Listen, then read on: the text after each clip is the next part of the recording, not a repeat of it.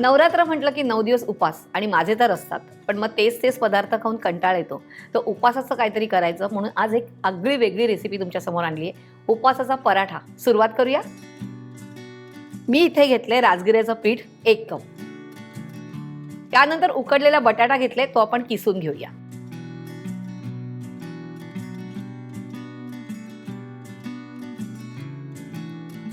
दोन टेबलस्पून दाण्याचा कूट. मी इकडे दोन्ही गोष्टी पनीर आणि बटाटा किसून घेतला. का माहितीये का? कारण आपण पराठा करणार आहे, तो फुटायला नको म्हणून. आता आपण पनीर ग्रेट करून घेऊया.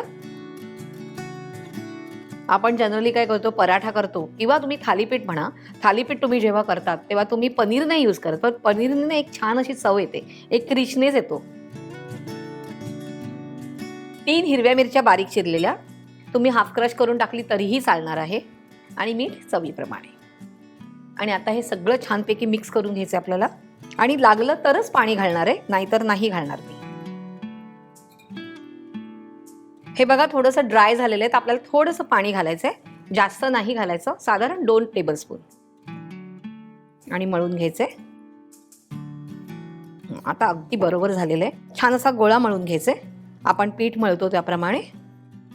तुम्ही म्हणाल की ताई तुम्ही पराठा दाखवतात आणि तुम्ही सगळं मिक्स केलंय.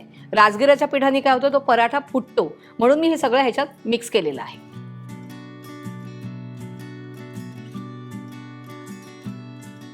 थोडंसं तूप घालायचंय म्हणजे जेणेकरून ते चिकटणार नाही.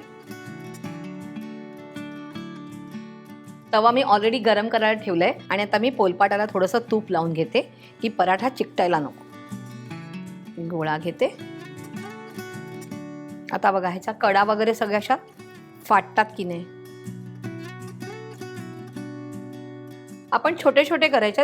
आपण काय करायचं, एक वाटी घ्यायची आणि ती ह्याच्यावर प्रेस करायची, म्हणजे आपले छान असे एका साईडचे होतील. हे काढून घ्यायचे. सगळ्यात महत्त्वाचं काय, आपल्या गोल चपात्या किंवा गोल पुऱ्या बनत नाही, त्यामुळे एकदम सोपा उपाय. आणि त्याच्यामध्ये त्या राजगिऱ्याच्या पिठाचा आता अजिबात बनत नाही, म्हणून मी ही वाटी घेतली आणि त्यांनी कट केलंय. आता मी काय करणार आहे, तव्याला थोडंसं तूप लावूया आणि त्याच्यावर ही छोटासा पराठा टाकूया. आणि अशा प्रकारे आपण बाकीचे पण पराठे करून घेऊया.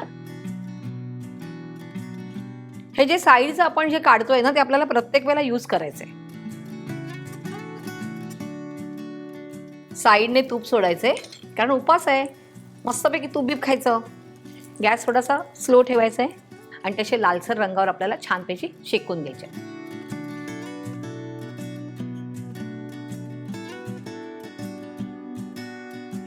उपवास पराठा तयार आहे. आपण गॅस बंद करूया.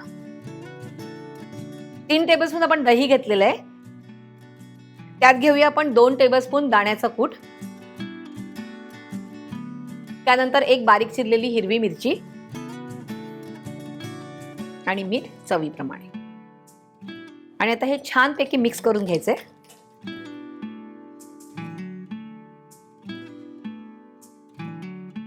गरमागरम उपवासाचे पराठे आणि चटणी तयार आहे. तर ह्या नवरात्रीला तुम्ही नक्की हे बनवायचे आहेत, मला कमेंट्समध्ये कळवायचं आहे. आणि अशा छान छान रेसिपीसाठी तुम्हाला काय करायचं आहे, रुचकर मेजवानी पाहत राहायचं आहे. आणि हो, तुम्हा सगळ्यांना नवरात्रीच्या शुभेच्छा.